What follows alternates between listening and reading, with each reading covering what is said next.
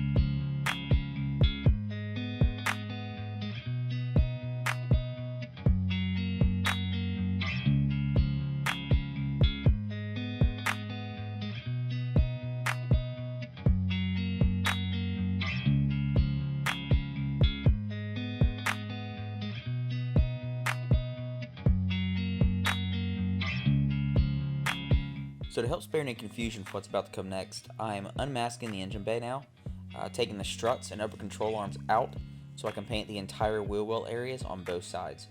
I never really looked into the areas here in depth before, but upon further inspection I noticed the upper area is also in desperate need of refresh, and I don't want to do anything half-assed. So we're going to paint this whole area, and I think that's going to be the best way to go.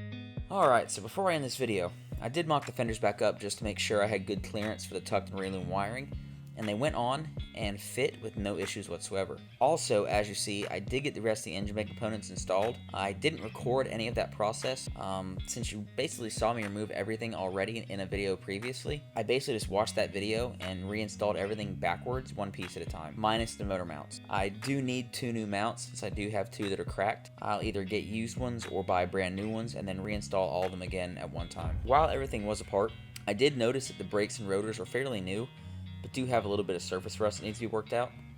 However, the ball joints and some of the other joints that are on some of the other components under there are definitely worn out, and I'm probably going to have to replace those before I get too many miles put on the car once it does get driving. Then again, that is to be expected for a car this age, so I'm not too concerned about it.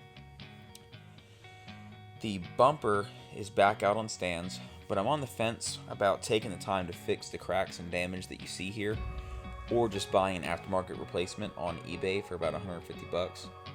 I don't know what's going to be the better option. I do value my time, so purchasing a new one may be the best idea. I don't know yet. We'll see. The motor is finally here. It is cleaner than the last time you saw it, and is a big to-do item on the list. Now, I did stick a breaker bar to the crank and gave it a few good spins, and the engine cycled smoothly, which is a good sign. I'm going to compression test it and check the oil pan for any metal shavings, then start breaking it down and deep cleaning it. My plan is to keep it stock, just daily driver, outside of intake and exhaust. I don't plan to do too much to it. That said, I know I'm going to replace the plugs, the seals, the pumps, and the clutch, and then hopefully reassemble it, throw it back in the car, and the car run. Now, if anyone has anything additional that I should test or inspect or check while the engine is tore apart in order to verify the health of this motor, please drop it in the comments so I can add it to the list, because I want to do this once and be done with it. I would also like to run a distributor with an internal coil to remove this external coil, but I got to do my research on that because I'm not really sure what distributor I need. So that said, if anybody has any insight into the process, go ahead and let me know in the comments as well, because that would be very helpful. That said, I believe that's going to do it for this video. So if you're enjoying the Prelude project, show the video some love, and if you haven't already subscribed, go ahead and do that as well. And I hope to see all of you again on the next one.